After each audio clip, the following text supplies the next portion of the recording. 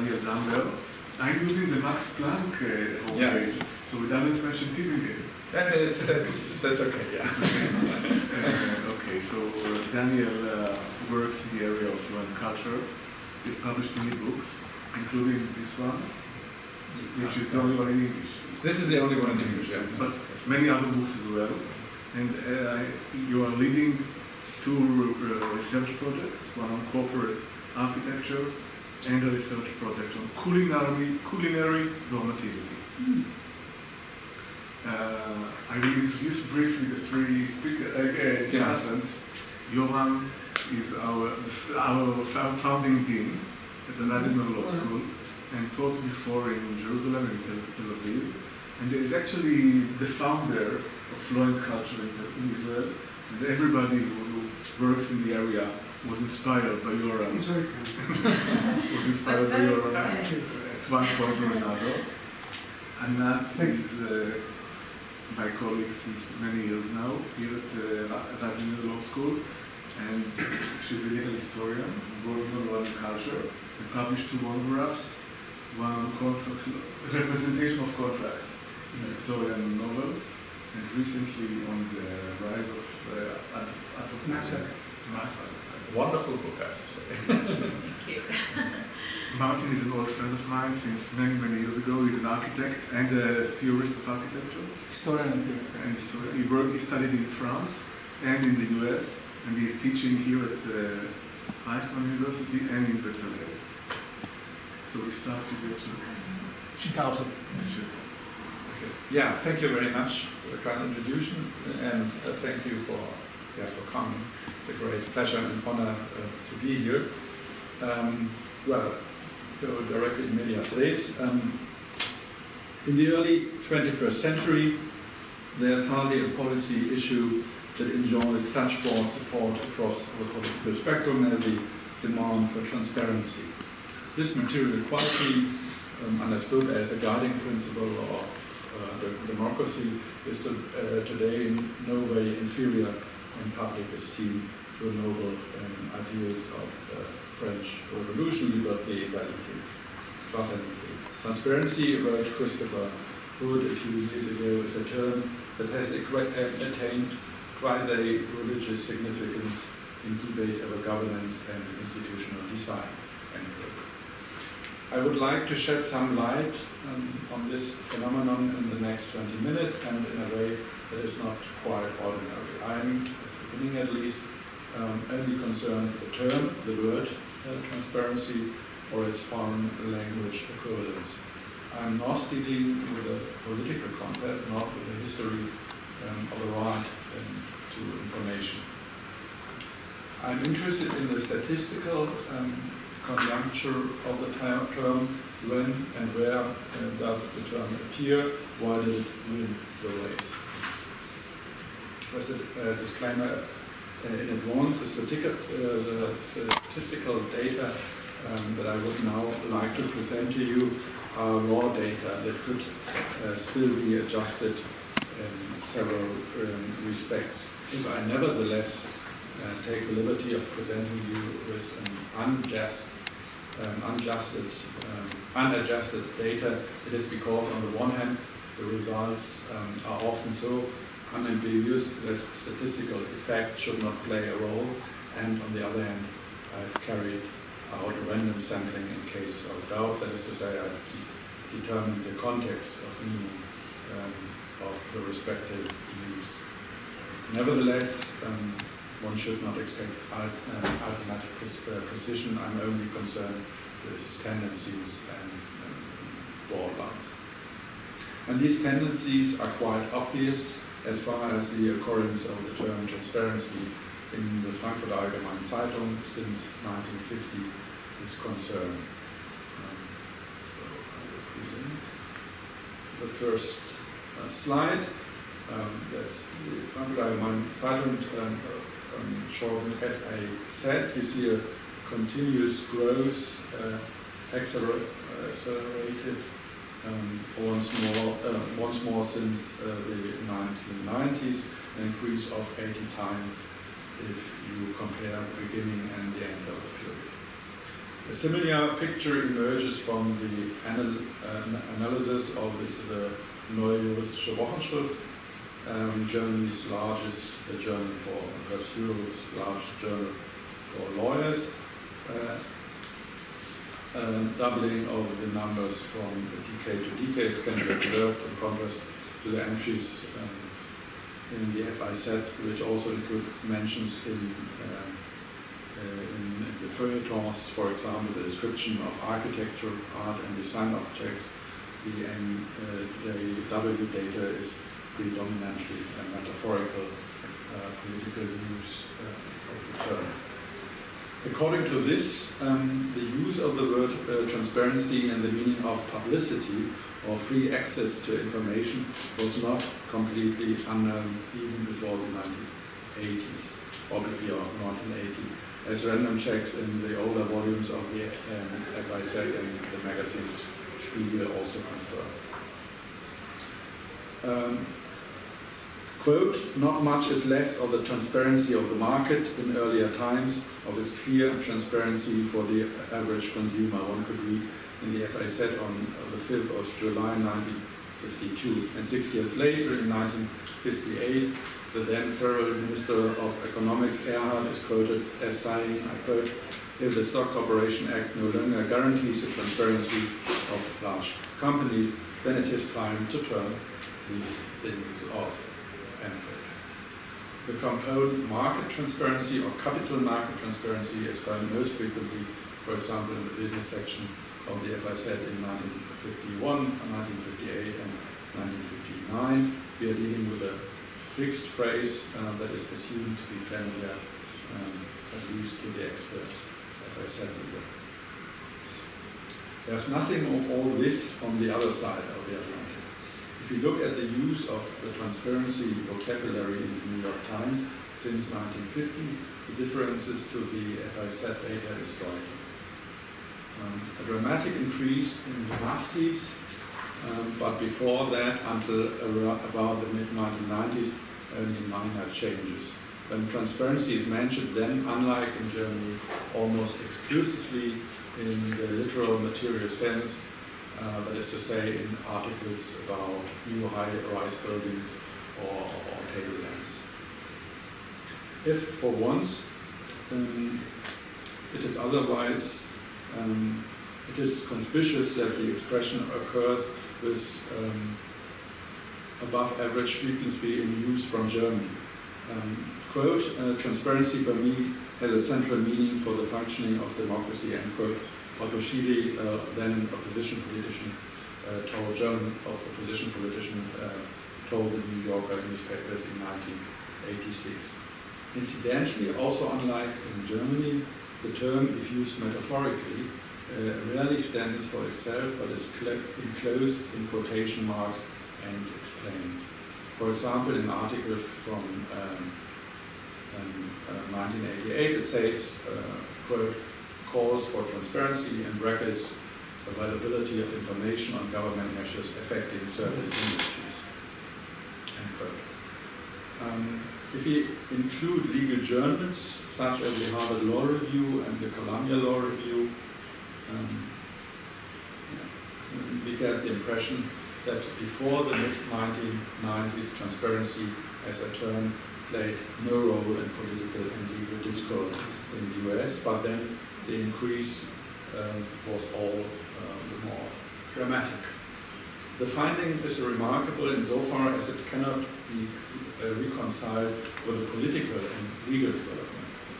Michael Schutzen, in his studies published by Harvard University Press in 2015, with the telling title, The Rise of the Right to Know, Politics and the Cultures of Transparency, 1945 to 1975, has shown that the breakthrough towards an open, comprehensively informed society already took place during the civil rights movement in the 1950s and 1960s.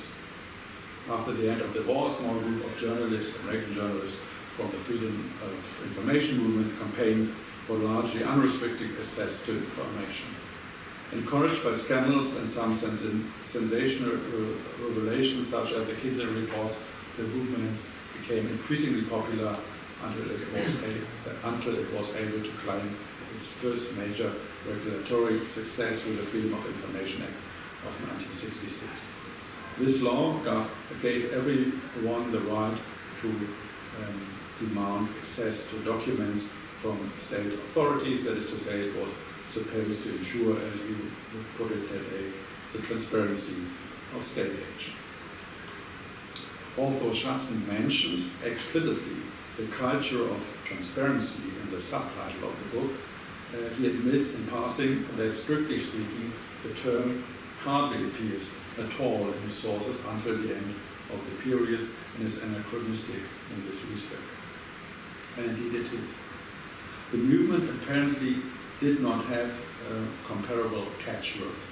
The term disclosure was used, which refers to obligations in accounting and therefore still has a more technical legal meaning today. As you can see, this technical term is also subject to certain fluctuations, but its use over the decades is far more balanced than in the case of transparency. What about the immediate present? That's again New York Times.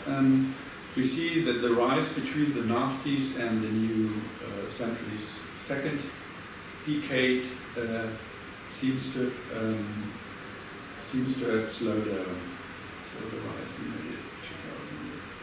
the 2000, 90s and the year after 2010. If we go into detail here and break it down, and would break it down by years, it becomes even clearer. We have a peak in 2008, 2009, say in the environment of the world financial crisis, but since then the use has remained stable or even declining. For comparison, let's look at France. How are the things here? The graph, following graph, displays the occurrence of the term transparence in Le Monde. The increase is not quite as dramatic as in the New York Times, so it seems closer to the German model of strong but more even growth. At a second glance, however, we see a somewhat larger jump between the 1970s and 1980s compared to the FIZ data. There's indeed a difference behind this. If you look at the specific references and their context, we realize that before the end of the 1970s or the beginning of the 1980s, transparence was only very rarely used in a political legal sense. This is clearly earlier than in the United States, but somewhat later than in Germany.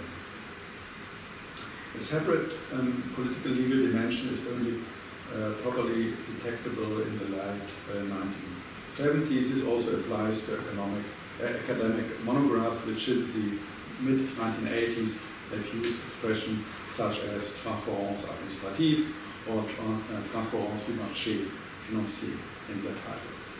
Furthermore, the decline in numbers in the second decade of the 21st century is in France striking, similar to the United States, but different from Germany. The term seems to have passed its Senate. As an interim result, then we can state that transparency was not a buzzword of political and legal language in use throughout the 20th century. It was not the civil rights movement of the 1950s and 1960s with its demand for open communication by state institutions and companies that made the term popular. This is true for France and especially for the United States, which had Freedom of Information Act since 1966 without transparency as a political slogan in the proceedings and subsequent discussions. The situation is somewhat different regarding Germany here too, although a particular dynamic can be seen in the last 2 decades of the 20th century. The political connotation was not much earlier. The following anecdote expresses Germany's special roles more vividly than any statistics. It comes from the founder of Transparency International, Peter Eigen. He is, you guessed it, German, and the organization Transparency International is still based in Berlin and not in Washington or Paris. Eigel reports that in the beginning, in 1993, neither the Americans nor other Europeans could make much sense of his suggestion for the name of the organization. I quote, "We could not even agree on the name at first. I was in favor of Transparency International from the beginning, but the word transparency met with little approval from the Americans. Michael Hirschman made the rather snide remark, the word reminds me of condoms, honesty or integrity international would be better.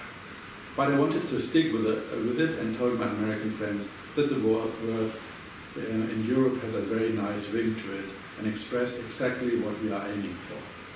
I told my European friends, who also had no use for the term, that the Americans were quite enthusiastic about it." So, why the history of the term took the course it did? There can be no simple, definite answer because of the ambiguity of the data.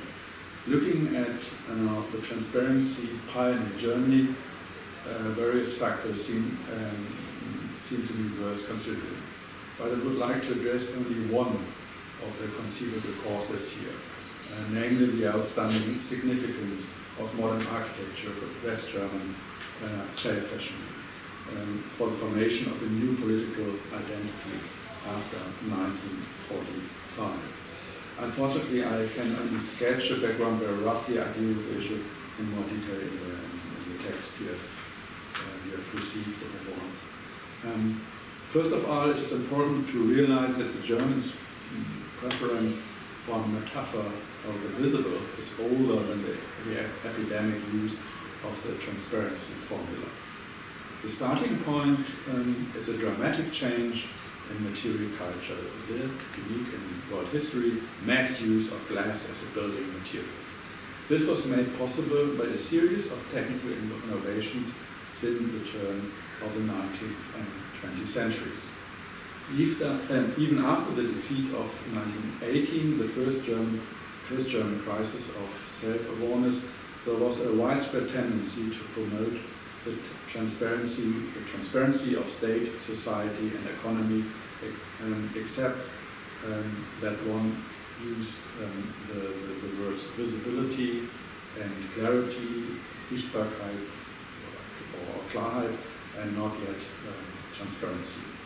As, for example, Walter Rathenau did in his book Der neue Staat, the New State, published in 1990. Glass served, along with other materials, forms, and stylistic elements of the new objectivity, neue Sachlichkeit, as an object of identification that created unity as a surrogate for an overarching ideological consensus that the decisive actors in society were no longer able to establish after the rupture of 1914-1918, after the First World War. The founding charter of ordoliberalism, which is a kind of neoliberalism, Franz Böhms Die Ordnung der Wirtschaft als geschichtliche Aufgabe und rechtsschöpferische Leistung, published in 1935, also promoted transparency as a principle. We recall that the transparency metaphor first appeared in the FIZ in the 1950s in the context of reporting on the market power of large corporations.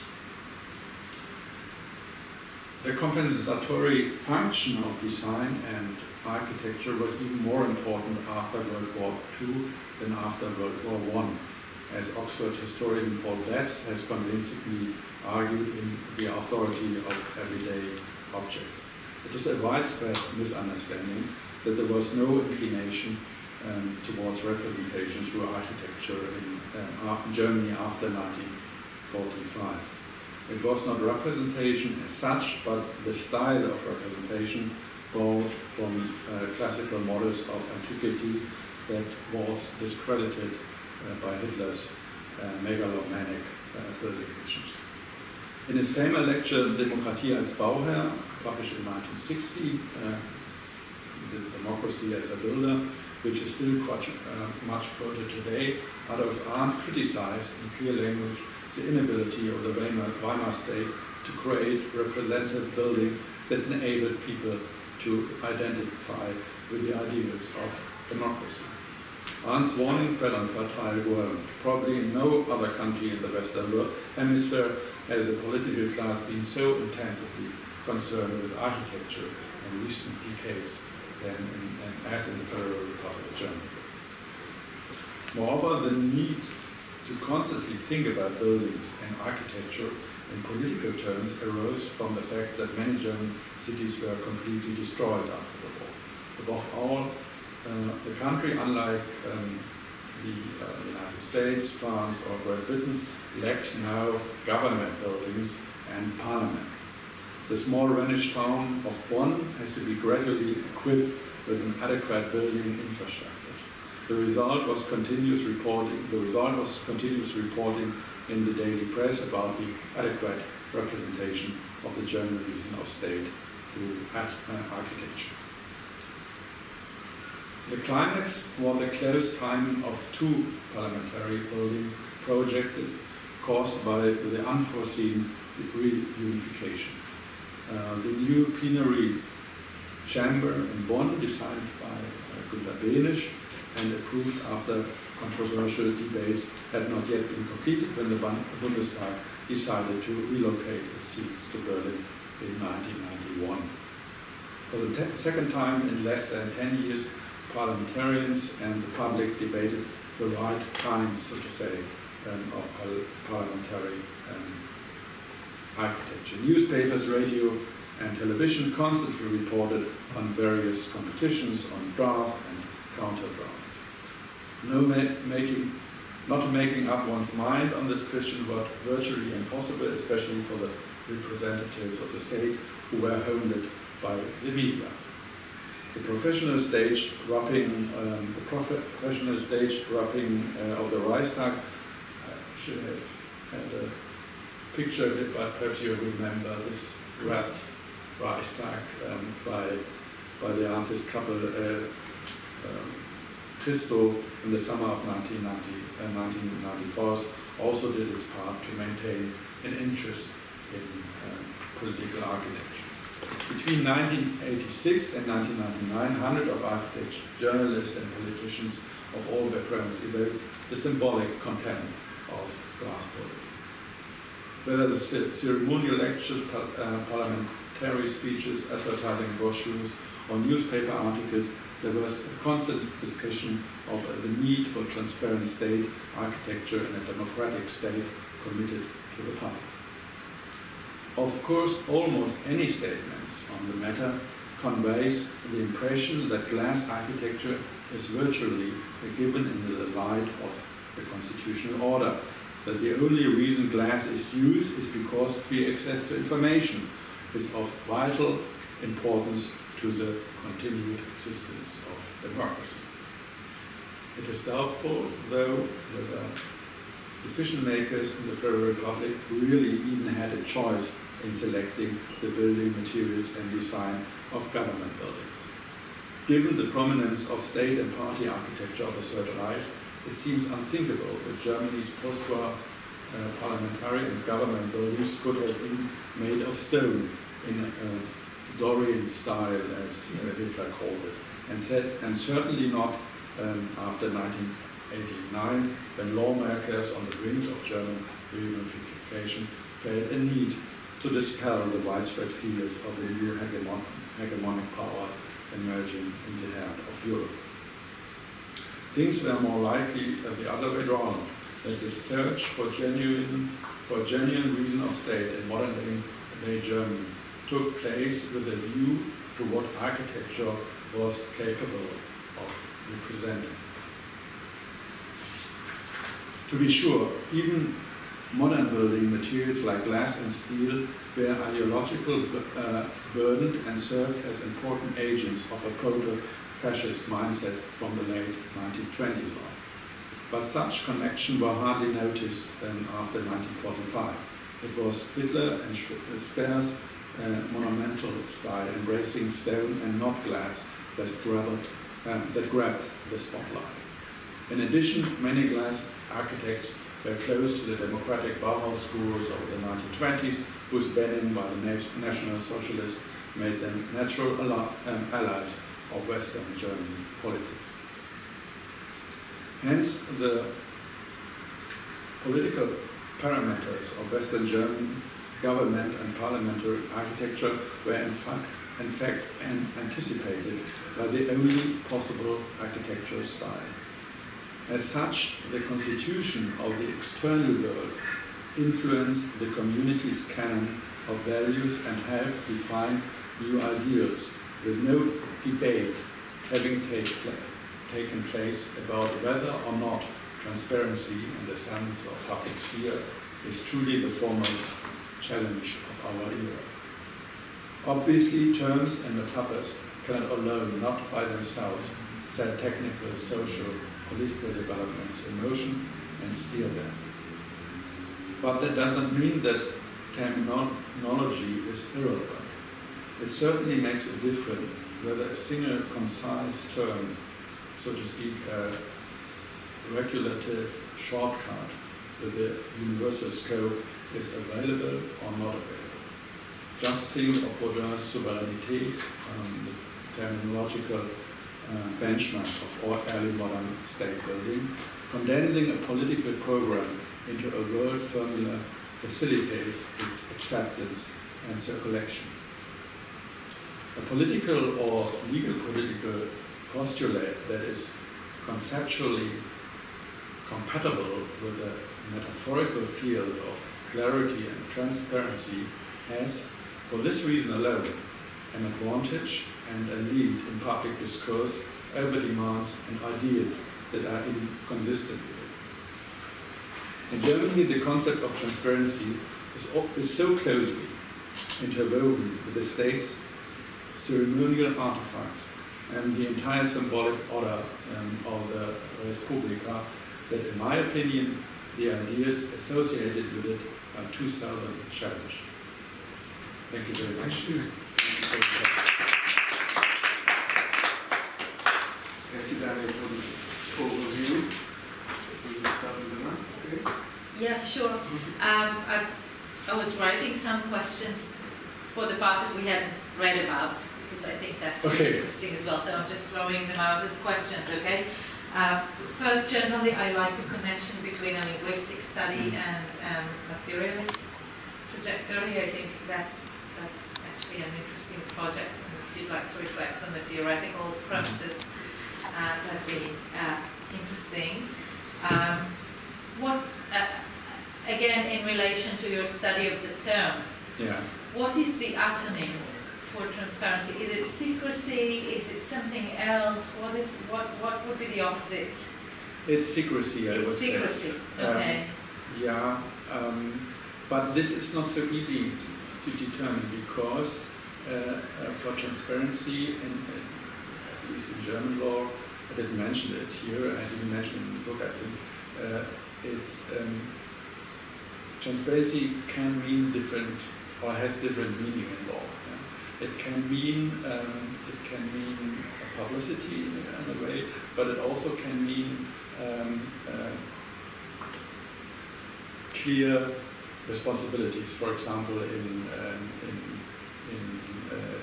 constitutional law, which is very important in a federal state because you have a lot of responsibilities and you have to determine it. And so, because the meaning of the term transparency in law and politics is not so clear, it's difficult to say what is the opposite. So maybe the transparency of the 50s is not the transparency of the 2000s, for example? No, this is not maybe different political. It's not the question of time. I think it's you have this meaning, parallel. So you have if you look, you use it differently at the same time. I would say, but the most important meaning is publicity. Yes, and secrecy is the opposite term. And secrecy is it was was the ideal of the early, as you probably know, in the early modern times.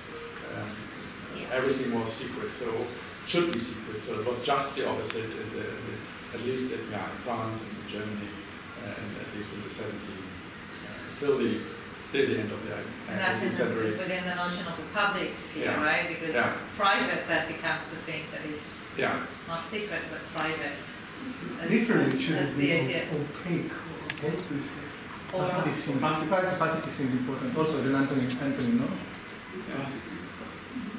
Opacity. Exactly.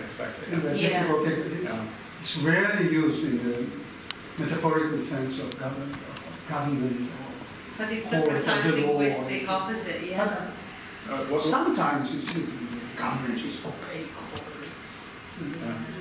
It's more, it's opaque, yes. But secret, yes. In the early modern time, everything was in Germany. There was, for example, Goethe, there was the Geheimer Rat, secret council. This would be the translation. So everybody, so it has very positive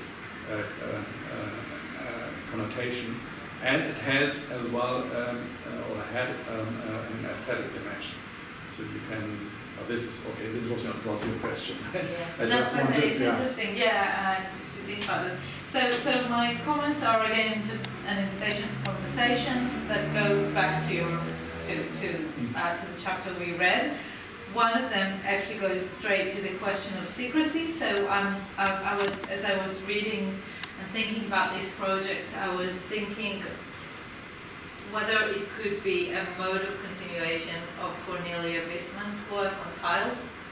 So are you offering a material history with another material, whereas Cornelia Wisman's work she highlighted transparency as the 20th century idea of democracy, but in her famous Files, Law and Media Technology, she argued that law and legal subjectivity and legal and concepts of truth in law were an effect of files, by which she meant techniques of recording. And so particular record keeping and filing practices become what defines and what makes law. And she had a particular argument about the 20th century, so she argued that secret files become a problem. And she actually saw a continuation between different eras, so she didn't think the Third Reich was separate, but she said the 20th century made secrecy a problem. And the opposite, so secret files are the opposite of democracy at this point.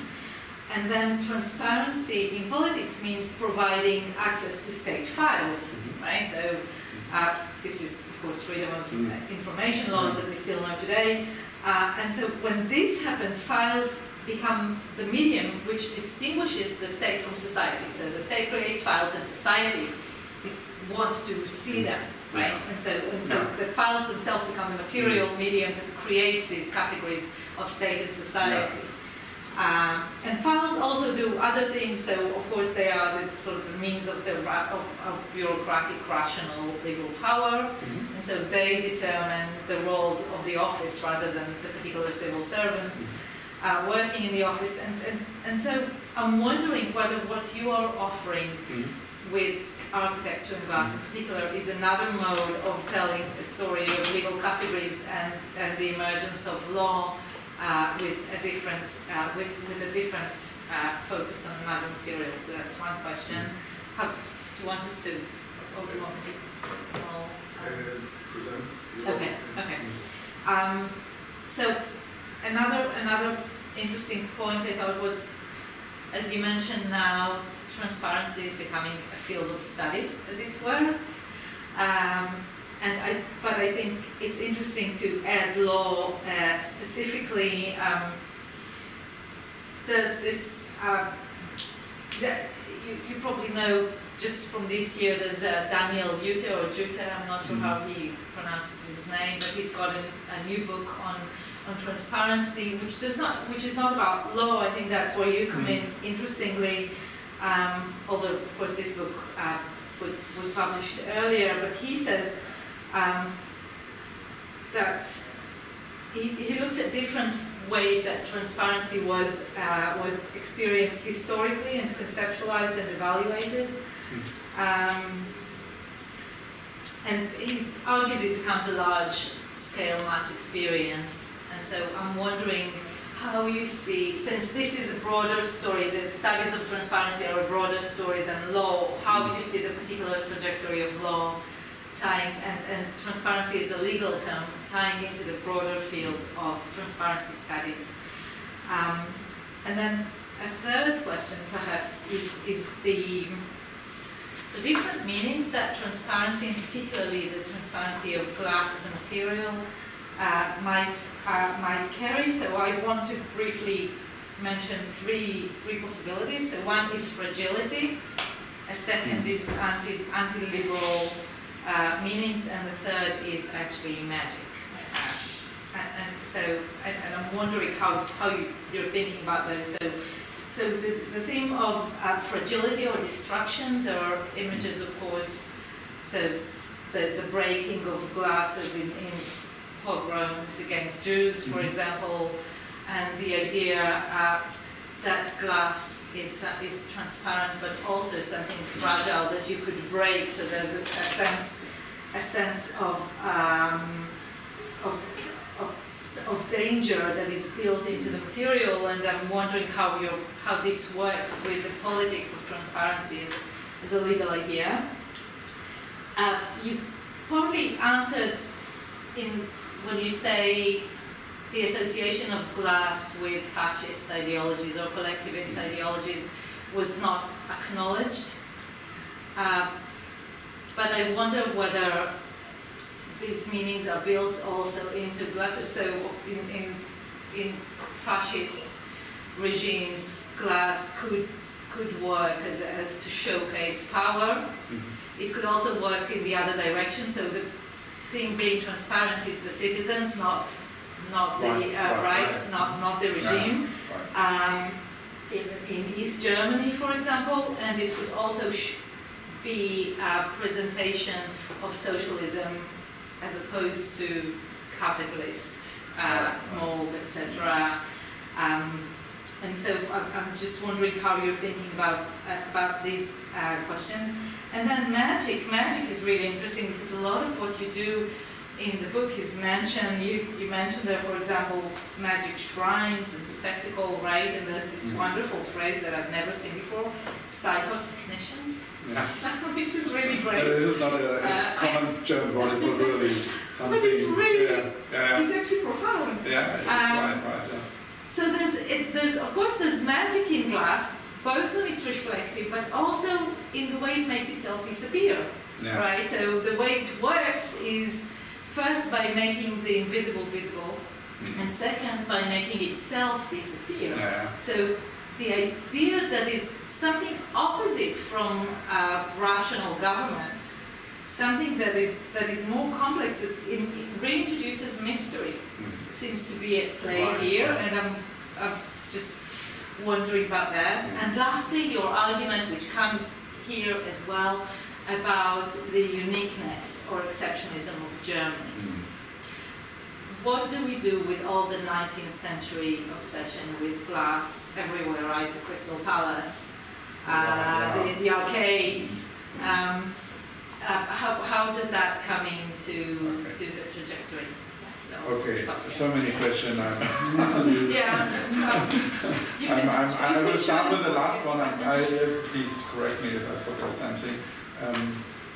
Well, Crystal Palace, yes. This, of course, there was a fascination for glass also in Victorian England and the 19th century. Dostoevsky, for example, wrote about it. And but this is intellectual fascination, I would say. This is a singular building. This Crystal Palace in London. There were lots of visitors and so on. But it's not. It is not daily life. So there is a difference between the use of glass in the 20th century. Look here, everything what we see here was not possible in the 19th century. So as a daily life material, in contrast to a material for exceptional buildings, and this I would emphasize because in the 20th century, glass became a daily life. For the first time in world history, it became a daily life material, and this I think makes a difference. This makes a difference. You're completely right. There are a lot of possibilities for a metaphorical use of glass, as you mentioned, as fragility, for example. Starting with Cervantes, I don't know, there's El Licenciado Vidriera, that's a novel of the 16th century. It's about a interesting a young lawyer who wakes up one day and believes that he's made out of glass. and Cervantes is a very interesting novel because it's probably the precursor of the Don Quixote, of the famous book of Cervantes, and so you have this model of fragility and a man believing that he's out of that, and he refused to go out, and because he's always frightening that he will be destroyed and so on. So they're very interesting literature and so on, very interesting. Ways to interpret glass, even with sometimes with a political connotation.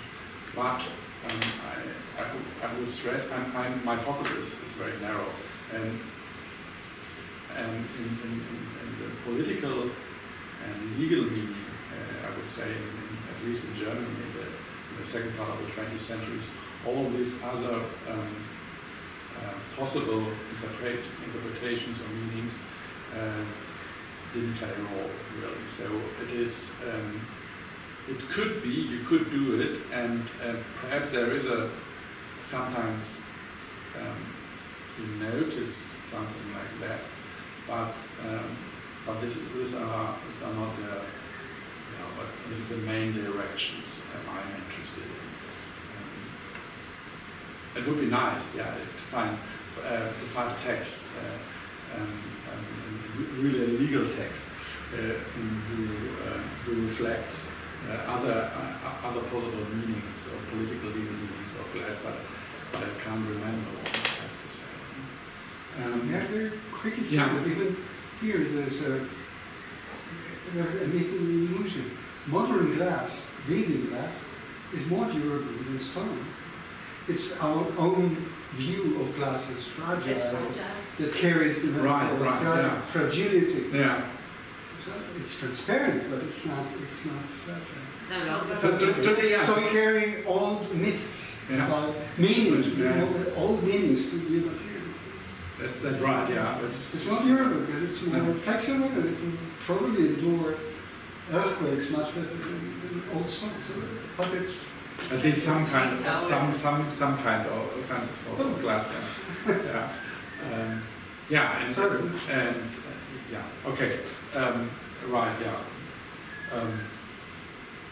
Other literature, I think I refuse to read more, to read all these libraries that exist now on this topic. So it's very, very difficult to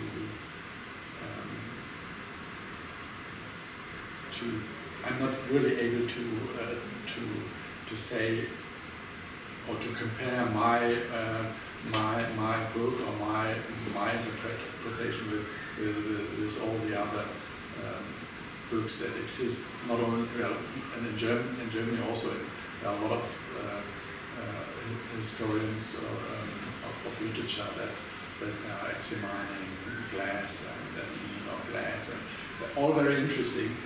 But well,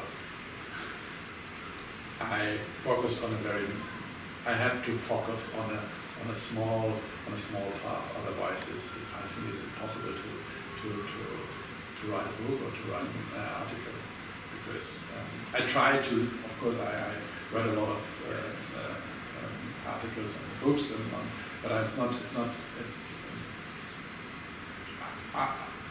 I find it is more productive to go to the sources and to read the original sources, to read law books of the 50s or 60s, or legal articles of the 50s and 60s, or even in the 30s. You find interesting that you find the glass vocabulary in discussion of the Parliament of the Reichstag, for example. And this was for me more interesting than starting to read 2 million books on the history of transparency. A little bit, yeah. Did I answer all the questions? Well, that's another book, maybe. That's another book. No, I'm not. I wouldn't say I'm in the tradition of Daniel. I read the book 10, 15, 30 years, 10 years ago, 15 years ago, but it was not the main inspiration, I have to say. It's a different approach, I would say. I'm inspired more by psychology, by cognitive science,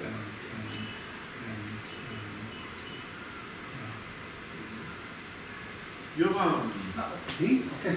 A very short comment, driven by my own suspicious nature, personal nature, and that is that the myth of transparency, namely government building, the myth of glass as vehicle of transparency, is yet another ploy by old power, namely male power, to hide even more effectively.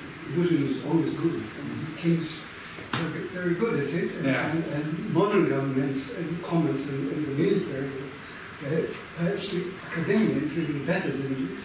So happy subjects are, when happy subjects are convinced that they see it all, then government and general power can be even more effective in hiding its business.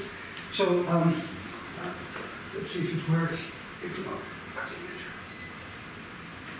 May take a minute. Oh yes.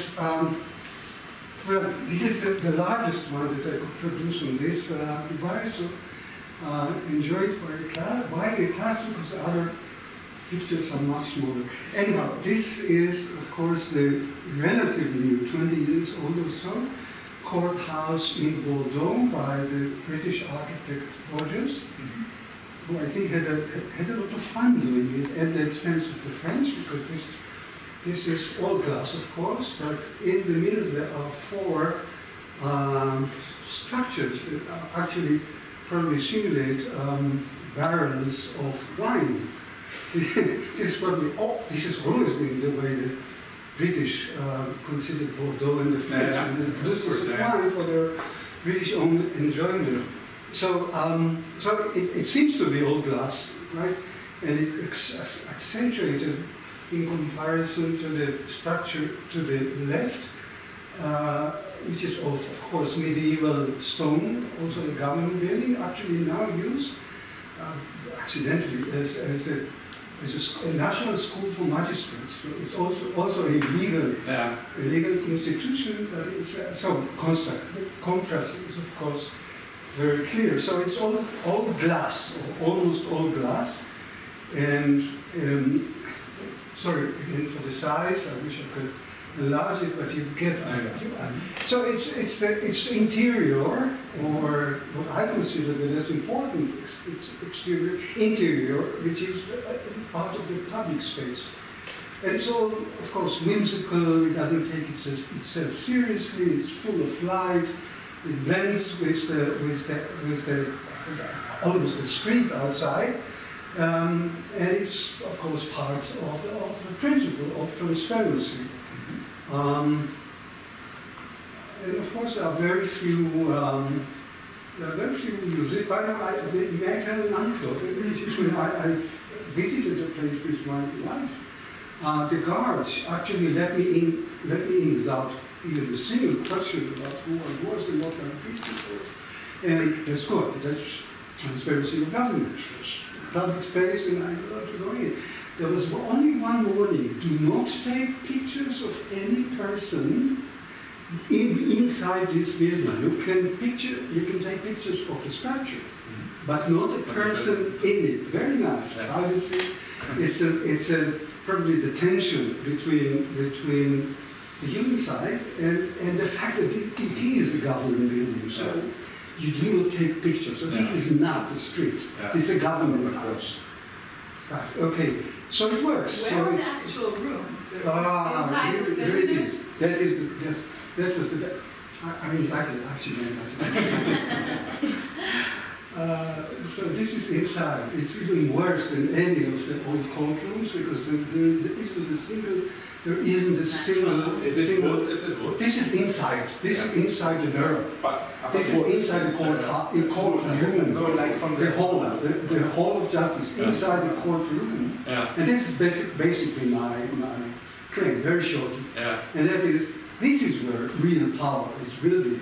This is where power is executed, and this is even worse than courtrooms in the past. Now, lighting is cheap. Electric lighting is cheap. Not anymore.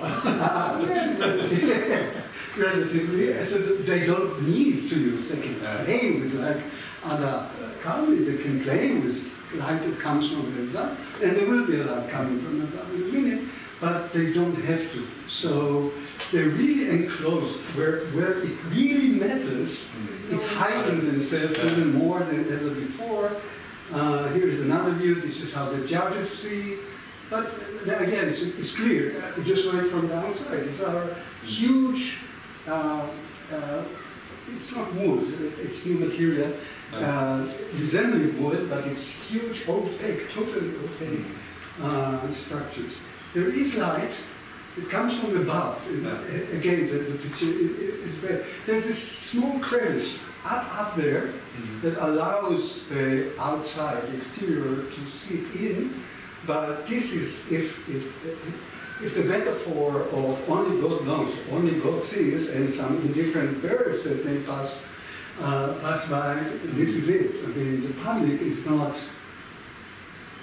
seeing anything. It's not visible to the public. It's only the judges and indifferent gods that can have any access to it. And this is the brand new courthouse of Paris. It's a huge, huge structure. I chose a picture of it. It actually brings out the main function of glass here, which is not so much to make the inside transparent to the outside, but simply not to destroy the skyline of Paris. It's a huge structure. It rises over the skyline, much larger than the Eiffel Tower, and they just wanted a structure that would reflect the sky and whatever is Paris. So it's the exterior side of the glass that matters. But, of course, it allows light to come in. And this, again, is the public space where worried customers and angry lawyers roam. But this is, again, as you can see here, it's rarely used. Where the business is actually carried out is the court, and again, it's the same. I can assure you that it's the same almost everywhere. It is wonderful, relatively new courthouse by Chayuti. This is in Sopiano, right? And Chayuti, a great couple of architects, built a wonderful courthouse in Haifa, which is almost exactly the same. The exterior is glass, public spaces are open and visible and all that, but the courtrooms are even darker than ever before. There is no access to it. So this is the courtroom, and nothing practically changed. So judges still hide their chambers, and they still use those small doors away from the public to come in and go out. And prisoners are brought from down, always from down through small corridors and elevators, only for prisoners and the guards. They are brought in the court, and the public has some illusion of lightness because the furniture and the wood is slightly, as in Germany, slightly more, here? What's right here? Lighter color than before, but there is no transparency here. So perhaps illusion of transparency. I mean it metaphorically. Yeah, of course, yeah. And lastly, I mean, conversing with your discussion of text in order, the texts of decisions become longer and longer. I think in Israel we have the world record for it. But decisions become longer and longer, creating the illusion that the mindset, the reasoning of the judges is more visible, more observable, and the more the right, the way I feel, because this is nature, we know less about the way they actually execute the power. So, illusion of transparency, that's my comment. Thank you very much. Yeah, I think you're absolutely right. And I would say it's typically French, but the parliament, the Bundestag, or in Bonn, this was not. It's not like this. Or you have you really. Yeah, it's not closed, so it's not like this. It's open. Pavilion of corner. It's really open. So it's a really open space. Yeah. But nevertheless, I would totally agree. Even this is illusionary because the main decisions in the parliament are not in the main. They are made. In other buildings or in other rooms, which are like this. So of course, this transparency is illusionary. Is a kind of lie. But nevertheless, it is. And listen. Again, at least in Germany and in other countries too. Nevertheless, an important political idea. Yeah, idea, but it's not. It's of course not reality. So thank you very much for that. Our last speaker. Okay. I prepared some comments. Perhaps they are not in the scale of the event, but I will nonetheless engage with them. So thank you for inviting me here, and it was a pleasure reading the piece because of the depth of the analysis and the richness of materials. I found it really compelling. My entrance point is from architectural history and theory, right? Yeah. So it's not so much legal history or theory of governance. And my comments or questions are both regard the arguments and the types of database or evidence that we bring specifically in the context of architectural discussion. What I try to comment upon is both regards questions that were raised vis-a-vis the issue of the semantic field of transparency. So you mentioned the issue of participation, openness, accessibility, but I was wondering also vis-a-vis other terminology. Opacity is one, or fragility that might be one way. But there are also these related terms of efficiency, productivity comes in system thinking, or thinking in systems, in clear legible systems. I will try to suggest in a second what might mean. So one is the question of these terms, and how do we demarcate the field and the terms that are relevant, and second, vis-a-vis this legal architectural history. And second, how it defines also a database of models. What are the models that were relevant in a certain history of relations between architectural, material culture, and legal thinking? Because your argument somehow formulates relations, exchanges, right? And for me, it remains the question, what is being brought to bear on legal history, and what is the agency of legal history or legal discourses within? What do they take from certain models and other models that are not necessarily addressed there? So I will try to develop these questions, and these two questions also regarding the issue which I find really interesting in your comments about dogmatism, the fact that there is a sort of glass dogmatism, transparency dogmatism, and I will try to reflect on that. So one direction of reflection has to do with this German local history, let's say, or trajectory that is key to your analysis, and second is the more interrelated, right, or comparative transnational thread. So when I think that what I read vis-a-vis the dogmatism of glass, the way you reconstruct it has both to do with the preponderance of glass or material cultures of transparency, and the ways in which legal or cultural values in, I would say, 20th century, but also from the 19th century, were to many extents resonating with these systems. You're reflecting on the technological inventions in glass, the emergence of commercial spaces, urban malls, the display windows, and the psychotechnicians, which I also found fascinating, and the work and the reflection on work environment, right? The beautiful work environment in the Nazi era, etc. But then I was curious, let me just.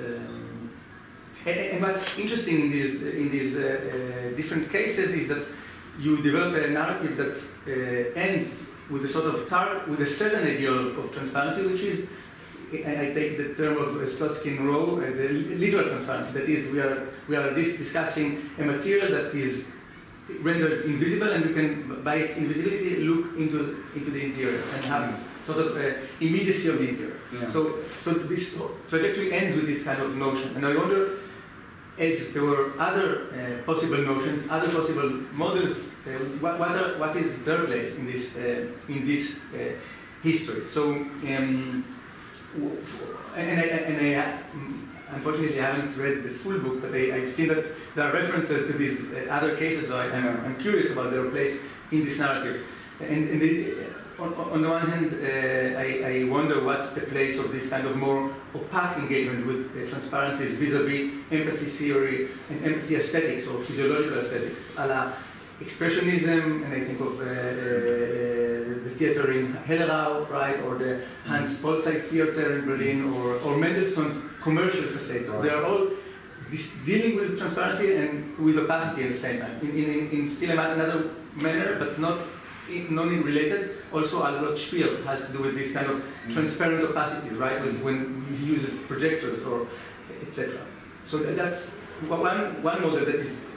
I'm curious to know what is its place. It's clear that it was somehow rejected for many reasons under the Weimar era's pragmatism and liberal capitalist pragmatism. So it somehow resonated with a sort of spiritualist, right, trajectory.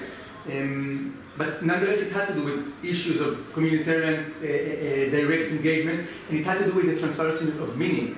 In other words, the idea of basic design as a sort of effective engagement with the observer, with the user, etc. So that's one model. The other I was curious to hear about was primarily that of thinking of legible systems, of management of the built environment, and of governing life in general. And it taps to what you reflect on when you deal with beautiful work areas, right? And I think in this context of figures such as Ernst Neufeld, right, in his general system of representation and building that gives us this kind of legibility and transparency of all the figures that are involved in a matter of building. In another vein, but not unrelated, I think of Otto Neurath or Alexander Klein, who immigrated here and had a significant role here. Or Konrad Wachsmann, in still another way, that also drives back or throws us back to the Crystal Palace because he's a son of Sankas. Albeit the diasporic nature of his career vis-a-vis these systems of transparent structures and universal systems of construction. So I think that these systems of legible systems of... This is Otto Neurath. Right. So I'm very curious because it's clear that I would say this kind of epistemology of design, that these kind of four last figures, they do not provide us with clear models of how to design. Neufeld does, right? Klein does, but I want to say that their engagement with transparency is vis-a-vis another kind of vein, which is not design or transparent materials, but I wonder how this kind of thinking plays into a certain engagement in a German context, also in the 1930s and the post-war with this issue. So that's within a German context. And then I was very curious also to further understand how do you understand this kind of German history vis-a-vis the very different parallels that I heard resonate through the story in all its vignettes, because I think that, for instance, I was wondering, at a certain point you point towards this parallelism, and you point towards, I believe I understood correctly, the precedence of this kind of legal theory engagement with the notion, as you started also today. But then architectural, while you engage with architectural history, so this kind of comparative lens or transnational lens is somehow pacified. So I wonder, for instance, when you deal with this commercial, I think that the German engagement with commercial spaces, the display window and the commercial mall, urban commercial mall, was very much also engaged, had to do with exchanges with the way Germans or German architects understood or feared speculative, chaotic, liberal space in the US. I think of Mendelssohn traveling North America and reflecting on how should we formalize the figure of commercial spaces and a certain notion of transparency that won't be chaotic or subliminal as he finds right in the US. But similarly, Gropius or similarly Walter Berndt when he reflects on how to regulate urban blocks, right, in the early 20th century. So all these, I believe, these different figures, and there are others, are caught in a certain exchange, transatlantic exchange. That I'm curious how you see it, and it not only regards the context of, I think, this kind of corporate or commercial spaces, but also the corporate, industrial, and urban figures, which I think of the beautiful workplace that you reflect on. So I think that of the ways in which Herbert Rinfel, right, or Nazi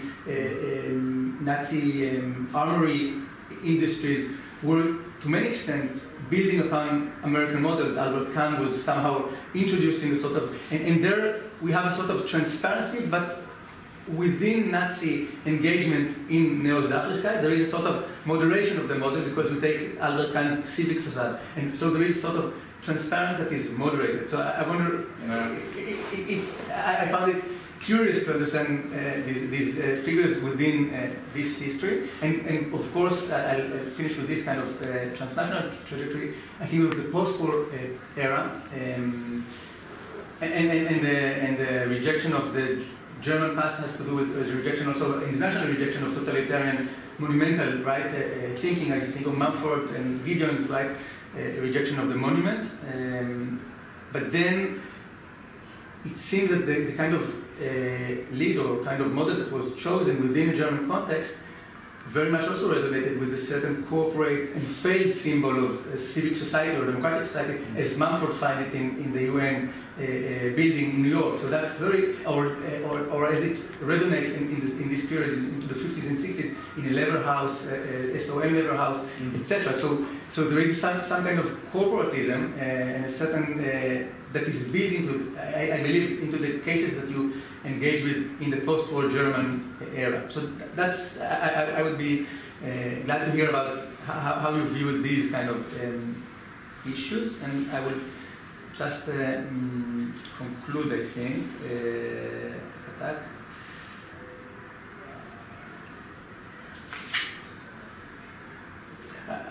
So perhaps a last comment. First, reading it, I also thought in operative terms about this kind of the way transparency has to do with and the fact that we currently in this context reconstruct a neo-Sachlichkeit notion of transparency. So it has to do also to many extents with engagements in realism, right? In architectural realism, because it's key to this kind of discourse. And so both it's interesting to think of what will be critical models of realism. I was also wondering, vis-a-vis the American case, the participatory discourses, cybernetic discourses of the post-war, open society discourse, Dutch open society discourses that are very interesting, have very interesting parallels. But I conclude. I think that it's interesting to understand how you understand this kind of engagement with transparency within a broader field of realistic engagement in civics. That's how I somehow understood it to be a case of architects or architectural thinking claiming its engagement and its correspondence with conditions of the political community. So transparency is one way of this kind of realistic trajectory or realistic aspiration of architectural practices. That's what so I wonder how if you can reflect perhaps about this question. It's very thank you very much. A lot of interesting aspects you mentioned, but I'm not sure whether really I have clear answers to them.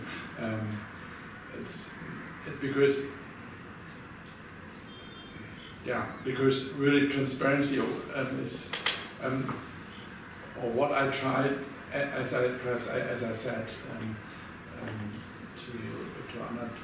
or try to explain, I started,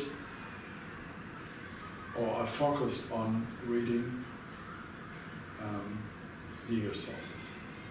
And legal sources. So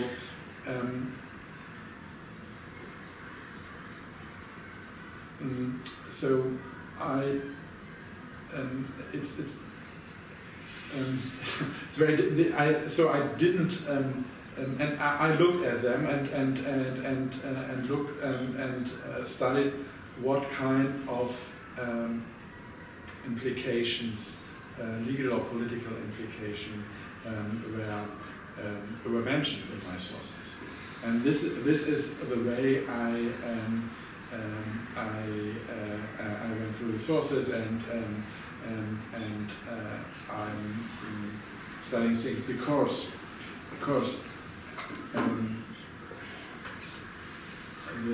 to attempt or to only a small portions of all the aspects you mentioned. This huge field of architectural theory with its and possible notions of different materials and so only really is, to my at least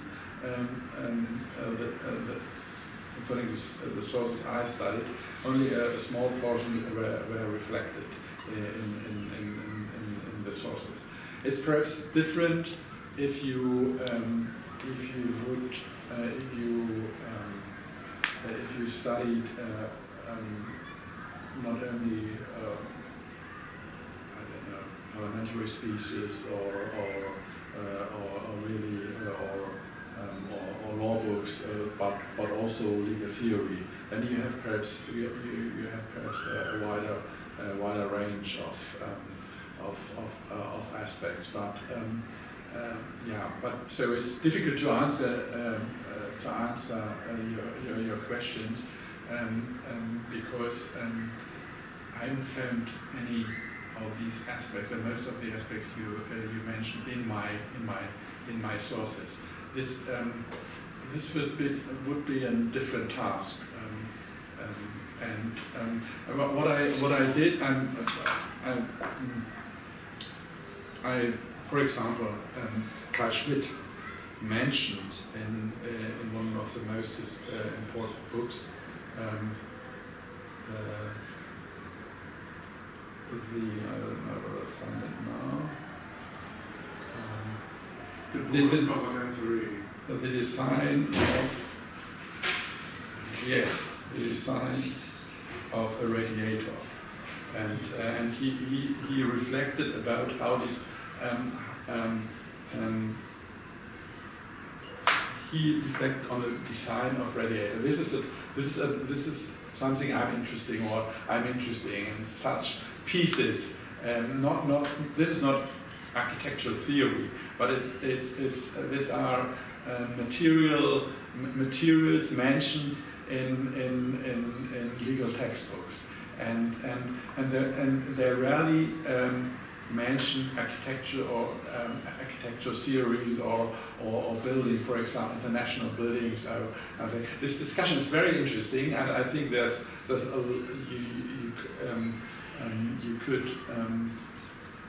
could do a lot more about this. And what interesting is, for example, the UN or the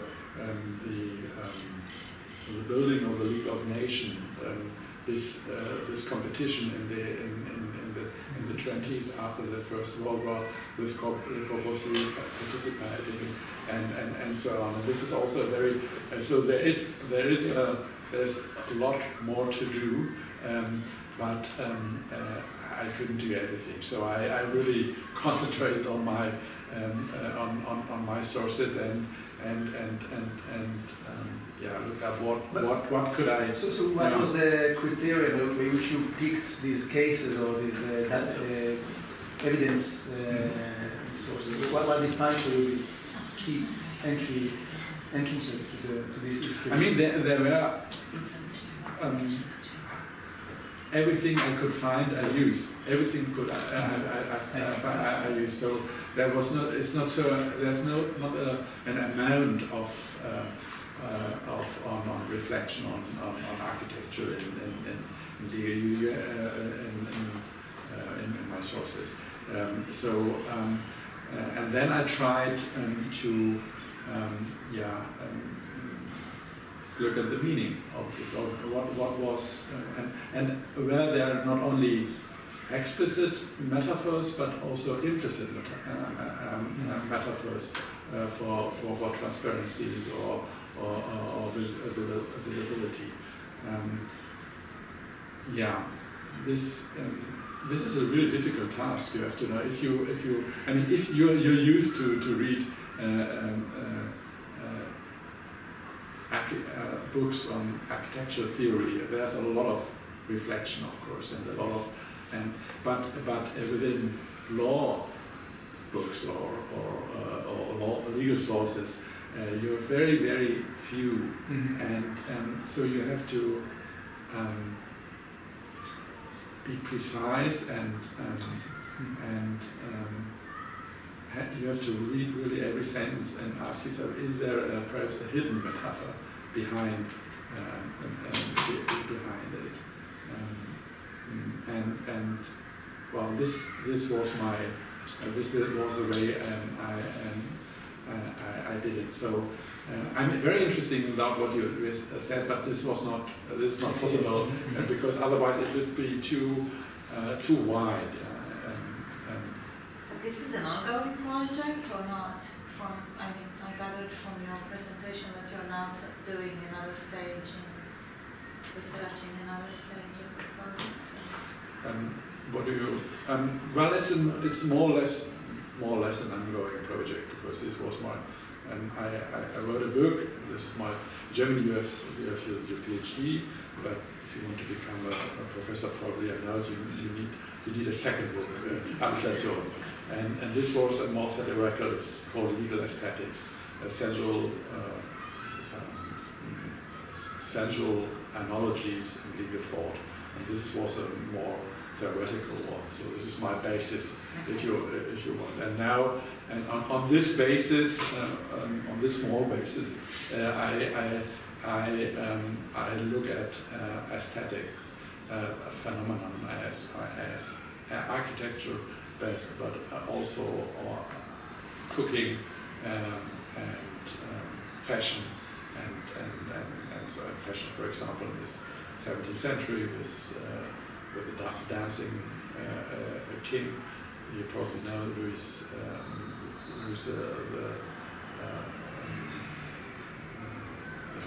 the Fourth.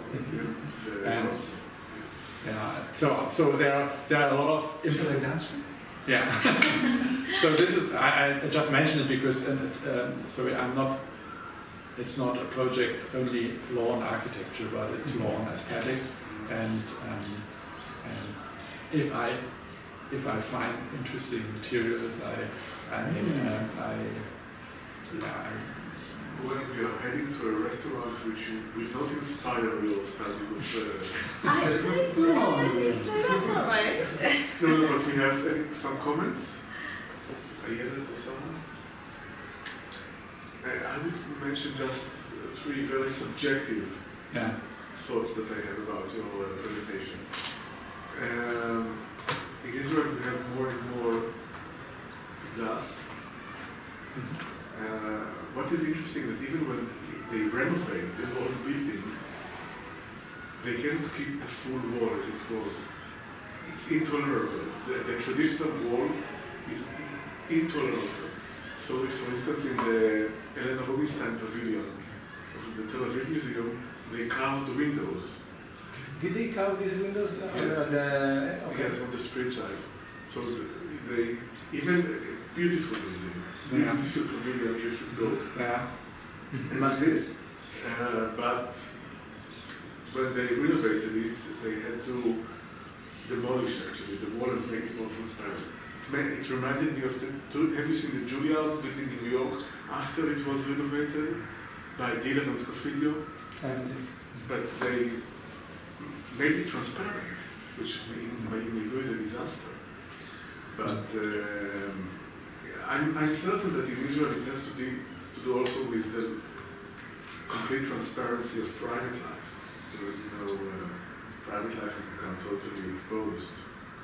And it makes me think that you actually, in the end, the distinction between, the divide between the public and the private collapses. And you have transparency on both sides of the divide. Another point has to do with the dogma of transparency. In the end, as you mentioned, in the end I think that it reflects an excessively secularized conception of politics. It's a politics without mystery, politics without any religious or imagined dimension. And in the end, I think it's a wrong notion of the political, and in the end, it makes institutions weaker. The idea of complete transparency and... I completely agree. He's a closet conservative. You know all my secrets. You are transparent to me. Daniel mentioned Schmitt. The Schmittian notion of the political that is not compatible, in my view, with the ideology of full transparency. Of course not. Yeah, but this would be an argument. But today, you know, even liberals rehabilitate in the way Schmidt's conception of the political. No, it does not involve rehabilitation of his racist views, but of his basic political outlook. Yeah, of course, Habermas is deeply influenced by Schmidt, for example, and a lot of liberal thinkers. Yeah, of course. Yeah. But in the end, I think that he was very problematic. Of course. One of our friends, Fletcher, met him in the early 80s. You know, because he tells stories about him. Because Schmidt died in 85. So Fletcher used to go to Freiburg. So that he met Schmidt a couple of times. My last thought is that actually the distance between Speer's monumental architecture and the glass architecture is not as big as it seems, in my view, and I even find hints for this in your text. Because in the end, I think that Speer's architecture was a false monumentality, a failed monumentality.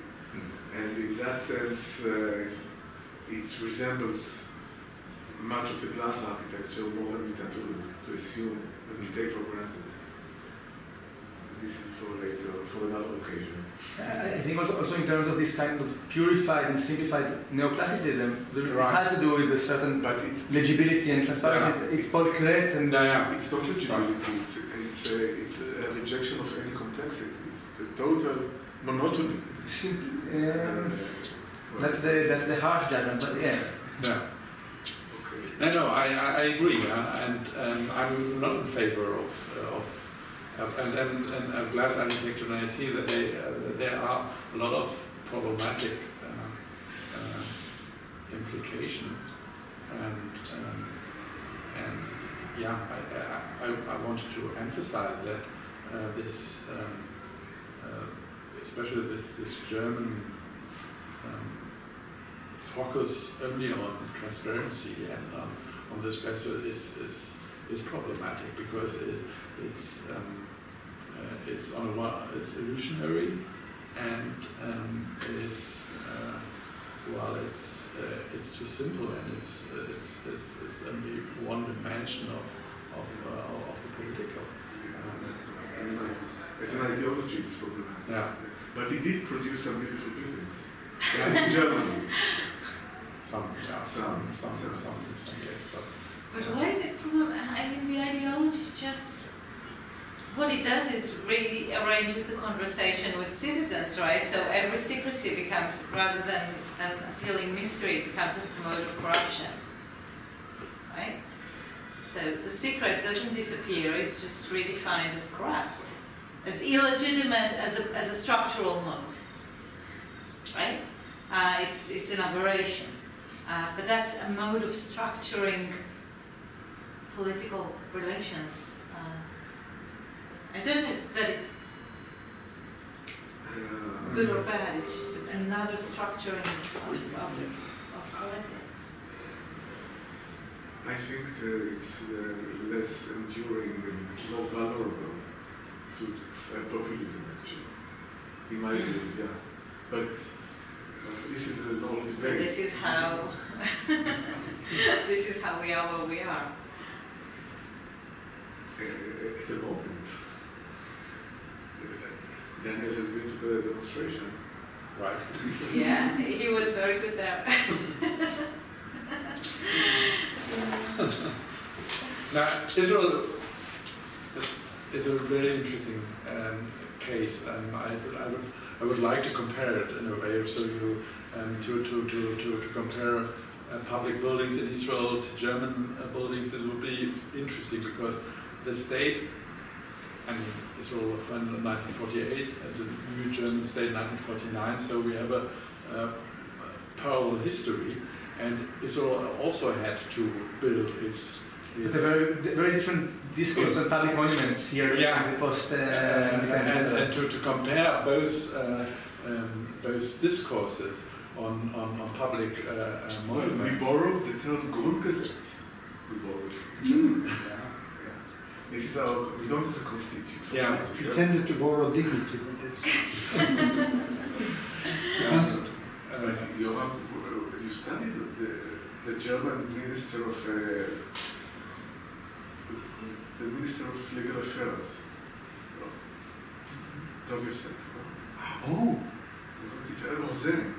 Oh, yeah, thanks. Rosenblit. So he came from Germany, no? Sure, of course. He was crucial. Yeah. Structuring of the legal, mainly the legal profession and mainly legal service, legal government service was structured after a German model. And then in the same... architecture of the art. Yeah. What I hear from Ministry of Justice now. Ministry of Justice. Yeah. Career lawyers in government service that move all their lives within government is the core of actually what now angers the right wing. They just don't know it. They just identify the Supreme Court. What they don't realize that there is at the core there is a huge structure that just happened. It was not part of the state building ideas. Anyhow, it's a different. It's a Minister of Justice in a ministry that was not supposed to be. The government was structured in mid-April 1948, not including a Ministry for Justice, as in the Anglo-American system. There is a Chancellor, there's a Attorney General, but no Ministry of Justice as in Europe. And they needed to complete the coalition, so the percentage making of coalition. For that, they needed a splinter of a tiny little party to join the coalition. So they invented a ministry for Felix Rosenblit and forgot about him. So he just, sort of secretly, without anyone noticing, created a monster. And it's now huge, it's like the core of our lives, and everything completely misreads it. It's just the sheer number of lawyers who work for the government. And realize it's all so we call them,